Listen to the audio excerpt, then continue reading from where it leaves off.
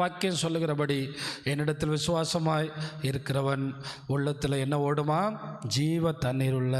அப்போ ரெண்டாவது, நம்ம ஆண்டவரை விசுவாசிக்கும் போது நமக்கு உலகத்தின் மேல் தாகம் இருக்காது. 6ஆம் அதிகாரம் 35ஆம் வசனம் ஆண்டவருடைய வார்த்தை இவ்வாறு சொல்லுகிறது. 6ஆம் அதிகாரம் 35ஆம் வசனம், ஜீவ அப்பம் நானே, என்னிடத்தில் வருகிறவன் ஒரு காலமும் பசி அடையான், என்னிடத்தில் விசுவாசமாக இருக்கிறவன் ஒரு காலமும் தாகமடையான்.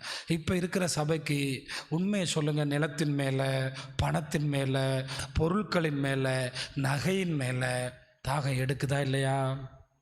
அப்போ இவங்க யார் மேலே விசுவாசம் இல்லை? நான் நம்புகிறேன் நம்ம தேவையை தாகம் எடுக்கிறதுக்கு முன்னாடியே கர்த்தர் தருவாருன்னு. அல்லேலூயா. நம்ம ஆண்டவர் தாகம் அடையான்னா அவனுக்கு என்ன வராது சொல்லுங்கள்? அவனுக்கு வீடு இல்லையே, காசு இல்லையே, பணம் இல்லையே, சர்ச்சு இல்லையே, அது இல்லையே. ஆமாம், அப்படி நினைக்கிறதுக்கு முன்னாடியே நம்ம ஆண்டவரால் கொடுக்க முடியும். கையை நல்லா தட்டி அல்லேலூயா. அப்போ இந்த வசனங்களை நான் படிக்கும்போது சபைக்கு என்ன தாகம் வருது? நான் தங்க விலை கூடுதே, சீக்கிரமாக இப்போயாவது வாங்கி வைக்கணுமே, அடுத்து 2 லட்சம் போயிடும்னு சொல்கிறேன். என் தங்கம் இல்லாட்டா எங்கே போக முடியாதா? பரலோகத்துக்கு போக முடியாதா? போக முடியாதா? சொல்லுங்கள், போக முடியாதா? இடம் விலை கூடுது. நான் சொல்கிறேன், அவரை நான் விசுவாசித்தா எப்போ தேவையோ அப்போ தருவார். அல்லேலூயா, அல்லேலூயா. சத்தமாக சொல்லுங்கள், அல்லேலூயா. உண்மையை சொல்லப்போனால் இந்த இடம் 30,000 25,000 இருக்கும்போது 42,000 கொடுத்து வாங்கணும். ஆண்டவர் வாங்க செஞ்சார், ஆண்டவர் கிருபை பாராட்டினார். அது பரவாயில்ல, அது நல்லது, நம்ம சகோதரன் தானே, அதனால் ஒன்றும் பிரச்சனை இல்லை. நான் என்ன சொல்லுகிறேன் என்றால், அன்னைக்கு நம்ம இதை 2 லட்ச ரூபா பத்திர செலவோடு 2 லட்ச ரூபா கொடுத்தது நமக்கு 2 கோடிக்கு சமம். அவர் செஞ்சார். அவரால் முடியாதது எதுவுமே இல்லை. நான் சொல்லுகிறேன், நாம் விசுவாசித்தால் அவர் கேட்டு வாங்குகிற அளவுக்கு இல்லை, தாக வராதபடி நடத்துகிறவர். அதனால தான் சொன்னார், இன்னைக்கு பரிசுத்த ஆவியானவர் இருந்தால் அவர் தாகம் இல்லாமல் நம்மளை சரியாக நடத்துவார், ஜீவ நீரூற்றில் நடத்துவார், சரியான பாதையில் நடத்துவார், அற்புதமாக நடத்துவார். அப்போ அவரை விசுவாசிக்கிறவன் ஜீவனை உடையவன், அவரை விசுவாசிக்கிறவன் ஒரு நாளும் தாகம் அடையான்.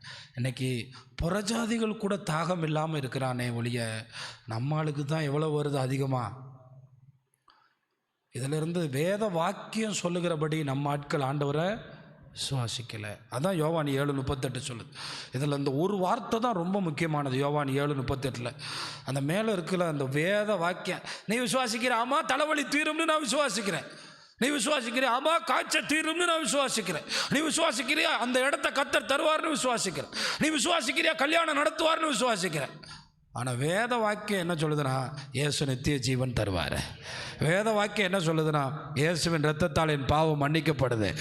வேத வாக்கியம் என்ன சொல்லுதுன்னா, என்னை அவர் திக்கற்றவர்களாக விடமாட்டார், என்னை அவர் மீட்டுக்கொள்ள வருவார். அப்போ வேத வாக்கியம் சொல்கிறபடி விசுவாசிக்கும். அது என்ன தெரியுமா? இயேசு எனக்காக, இயேசு தேவனுடைய குமாரன், இயேசு எனக்காக மனிதனாய் வந்தார், இயேசு எனக்காக பாடுபட்டார், இயேசு எனக்காக மரித்தார், இயேசு எனக்காக உயிரோடு எழும்பினார், இயேசு என்னை சேர்த்து கொள்ள வருவார். இதுதாங்க சுவிசேஷம். இயேசுவின் பிறப்பு, இயேசுவின் மரணம், இயேசுவின் உயிர்த்தெழுதல், இயேசுவின் வருகை. இந்த நாள் இல்லைன்னா அது பொய்யான சுவிசேஷம். இதை ஒருத்தன் உறுதியாக நம்புகிறான்னா, அவன் இயேசுவை அப்படியே விசுவாசித்து பரிசுத்த ஆவியானவரை பெற்றுக்கொண்டான்னா அவனுக்கு என்ன எடுக்காது? தாகமே எடுக்காது. ஆனால் இங்கே இருக்கிற ஆட்களுக்கு தாகம் ரொம்ப எடுக்கிறதுனால நம்ம முடிவுரை எழுதுவோம், இவங்க இன்னும் வேத வாக்கியம் சொல்கிறபடி விசுவாசிக்கல. இப்போ நான் கேட்குறேன், நீங்கள் இப்போ காத்துக்கிட்டு இருக்க காரியம் 6 மாதத்தை தாண்டி போனால் உங்கள் விசுவாசம் கூடுமா குறையுமா? கூடுங்கிறவங்க எத்தனை பேர் டிக் பண்ணுங்கன்னா, நீங்கள் காத்து கொண்டிருக்கிற காரியத்தை கர்த்தர் தாமதப்படுத்தினால் எத்தனை பேர் விசுவாசம் உள்ளவர்களாக இருப்பீங்க? இதுவே உங்கள் இச்சைக்காக தான் காத்துட்ருப்பீங்க, அது வேறு விஷயம்.